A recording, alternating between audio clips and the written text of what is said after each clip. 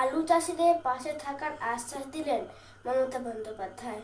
নমস্কার, আমি রানী ভাই। চন্দ্রকোনায় আলু চাষিদের পাশে থাকার আশ্বাস দিলেন তৃণমূল নেত্রী মমতা বন্দ্যোপাধ্যায়। মঙ্গলবার চন্দ্রকোনা বিধানসভা কেন্দ্রের ক্ষীরপাড়া চরকডাঙ্গা মাঠে দলীয় প্রার্থী সূর্যকান্ত দলের সমর্থনে আয়োজিত জনসভায় যোগ দিতে এসেছিলেন তৃণমূল নেত্রী। সেই মঞ্চ থেকে তিনি চন্দ্রকোনা বিধানসভা এলাকায় বিপাকে পড়া আলু চাষিদের অভয় দেন। মমতা বন্দ্যোপাধ্যায় স্পষ্ট জানান, চন্দ্রকোনা ও পার্শ্ববর্তী এলাকায় এবার আলুর ফলন প্রচুর হয়েছে, তবে আলু তোলার মুখে অকাল বৃষ্টিতে চাষিরা গভীর সংকটে পড়েন। তাছাড়া আলুর দামও নেই। আমরা কৃষকদের স্বার্থ রক্ষায় বদ্ধপরিকর।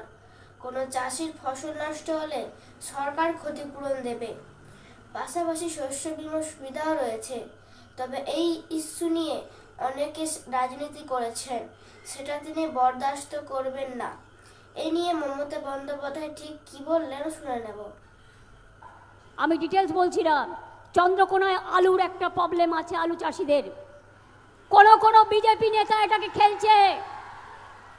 আমি পরিষ্কার বলতে চাই, 1 নম্বর, যদি কোনো আলু চাষির আলু নষ্ট হয়, সরকার আপনাকে ক্ষতিপূরণ দেবে।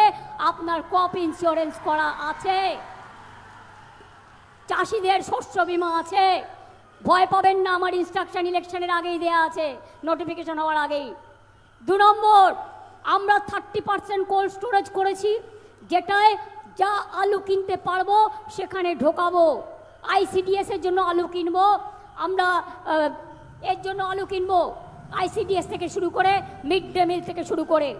বাদবাকি যদি কেউ আলু বাজারে বিক্রি করতে চান, বাইরেও বিক্রি করতে চান, কোনো আপত্তি নেই। কয়েকটা বিজেপি নেতা এখানে চক্রান্ত করছেন, আমি তাদের নাম জানি। তাদের আমি আবেদন করব, আপনাদের অন্যান্য ব্যবসাও আপনারা ভালো করে করুন, আপনারা ভালো থাকবেন। আমি A to Z সব জানি, কিন্তু গরিবদের পেটে মারবেন না, তাদের আলুগুলো নিয়ে রাজনীতি করবেন না। আমি রাজনীতি করতে দেব না, সব মানুষকে ক্ষতিপূরণ দেব, এটা মাথায় রাখবেন।